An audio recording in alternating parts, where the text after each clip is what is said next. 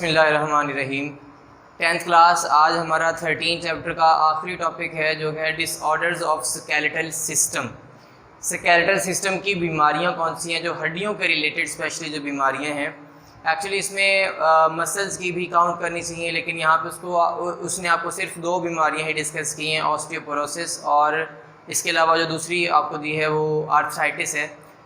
बाकी जो skeletal system की बीमारियां हैं वो थोड़ा बहुत उसके बारे में आपको बता देता हूँ कौन कौन सी हैं, उनकी डिटेल आपकी यहाँ पे कोई नहीं है। बीमारियां ओवरऑल अगर हम हड्डियों के रिलेटेड देखें तो ऑस्टियोपोरोसिस है, आर्थराइटिस है, रिकेट्स भी होती है, एक ऑस्टियोमेलेशिया होती है, वो भी बोन्स का वीक हो जाना होता है।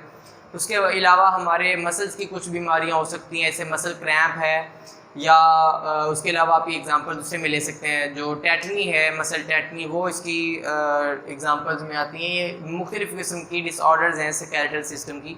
रिकेट्स बच्चों में होती है, ये मैं आपको बताता हूँ कि जब ये दो डिस्कस कर लेंगे तो रिकेट्स एंड पे आपको बता दूंगा। जो ऑस्टियोपोरोसिस है, ये लफ्ज़ी मतलब इसको समझने की कोशिश करें।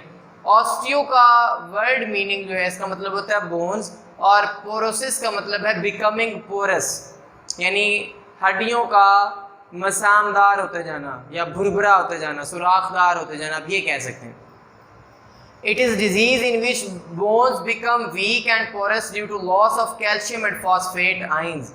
हड्डियां जो हैं उनकी हार्डनिंग जो है, हमारे एक्सोस्केलेटन की जो हार्डनिंग है वो कैल्शियम और फॉस्फेट आयंस के ज़रिए से ही होती है। जैसे कि आपने कैल्सिटोनिन हार्मोन का काम पड़ा था कि अगर कैल्सिटोनिन हार्मोन का काम होता है कि ब्लड में से कैल्शियम को डिपॉजिट करवाना है बोन्स में, अगर उसकी अंडर सिक्रीशन हो जाएगी तो हड्डियां जो हैं वो पोरस होना स्टार्ट हो जाती हैं, वो कमज़ोर होना स्टार्ट हो जाती हैं, ब्रिटल हो जाती हैं कैल्सिटोनिन हार्मोन की कमी की वजह से या ओवर प्रोडक्शन ऑफ पैराथ हार्मोन की वजह से।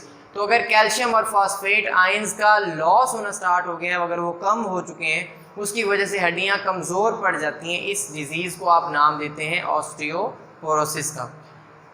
यूजुअली ये अडल्ट्स में होती है, बड़े लोगों में नहीं। आप ये कह सकते हैं कि जो जुवेनाइल स्टेट में से गुजर जाते हैं, जवानी की स्टेट में से गुजर सकते हैं, आप कह सकते हैं कि 30 साल के बाद ही ज़्यादातर ये वाली बीमारी होना स्टार्ट होती है, और मोस्टली कॉमन होती है एजेड वोमेन में।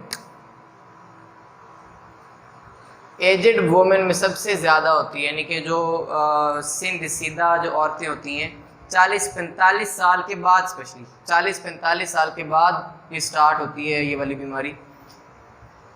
और ये बात याद रखिएगा कि इसकी जो काजेज़ हैं वो मुख्तलिफ़ किस्म की हैं। एक तो न्यूट्रिशनल काजेज़ हैं कि खुराक में अगर विटामिन सी की या डी की या इसके अलावा अगर प्रोटीन्स की कमी होना स्टार्ट होगी है, खुराक में अगर आप वो सही तरह से नहीं ले रहे हैं। विटामिन सी का काम भी बेटा हमारी हड्डियों में मिनरल डेपोजिशन करवाना है। विटामिन डी का काम भी यही होता है, हमारी हड्डियों में मिनरल डेपोजिशन करवाता है। और प्रोटीन्स की कमी की वजह से ये ऑस्टियोपोरोसिस का अमल हो सकता है। इसके अलावा एक्सरसाइज और फिज़िकल एक्टिविटीज़ अगर छोड़ दें, फिज़िकल एक्टिविटीज़ मुकम्मल तौर पे नहीं हुई हैं, तो फिर भी आयंस का जो बैलेंस है वो डिस्टर्ब हो सकता है। और हड्डियां अगर उनको मूव ना करवाया जाए सही तरह से, बिल्कुल ही यानी कि एक सेडेंट्री सा लाइफ स्टाइल इंसान का हो जाए कि इंसान सुबह उठता है और एक जगह बैठा रहता है, शाम को वहीं से उठ जाता है, कोई ख़ास फिज़िकल एक्टिविटी नहीं है, जाके फिर घर सो जाता है, कोई इस तरह का यानी कि काम की नौयत इस किस्म की है, तो अगर वो एक्सरसाइज नहीं करता तो फिर भी ऑस्टियोपोरोसिस का ख़तरा जो है वो बढ़ जाता है।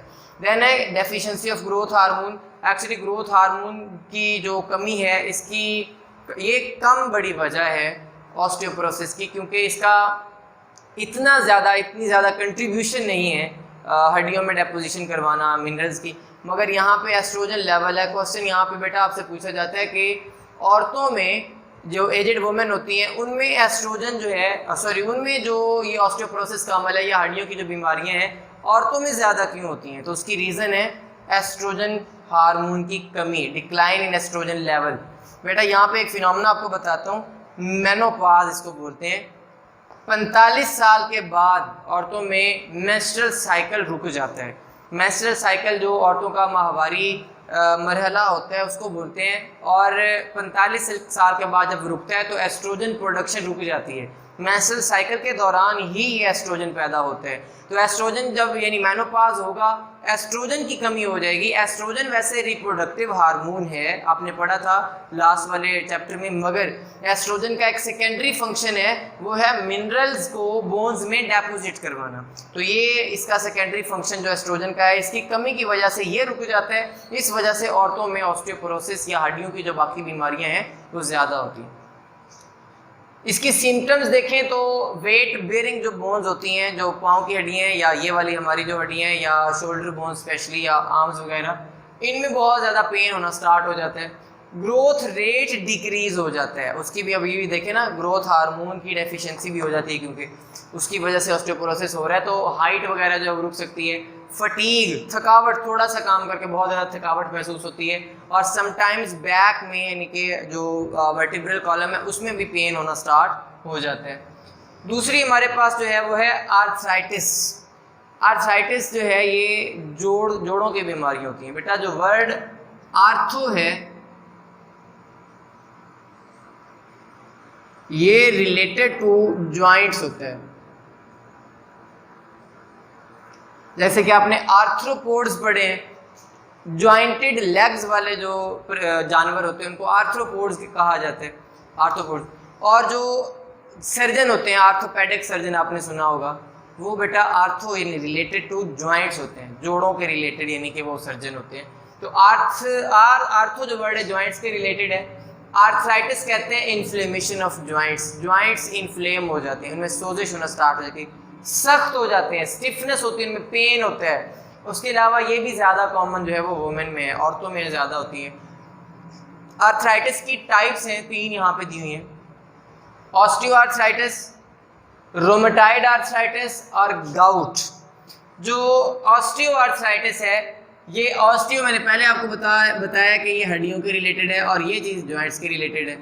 अब होता ये है कि जहाँ पे हड्डियाँ जुड़ी होती हैं, मतलब कि जॉइंट्स हैं, वहाँ पे कार्टिलेज जो है वो डीजनरेट होना स्टार्ट हो जाती है। जब डीजनरेट होती है कार्टिलेज, उसकी वजह है कि जो जॉइंट्स के दरमियान ही जो पाया जाता है फ्लूइड एक पाया जाता है जिसको साइनोवियल फ्लूइड हमने बोला था, वो साइनोवियल फ्लूइड जो है वो डिक्रीज़ होना स्टार्ट हो जाता है। वो लुब्रिकेंट मादा यानी कि जैसे ग्रीस डाली जाती है या मोबिलाइज डाला जाता है इंजन के पुर्जों में, ताकि उनके दरमियान रगड़ ना हो, उनको तकलीफ़ ना हो, वो आपस में यानी कि रगड़ खा के डीजनरेट ना हो, घिसे ना, वो वाला हिसाब है।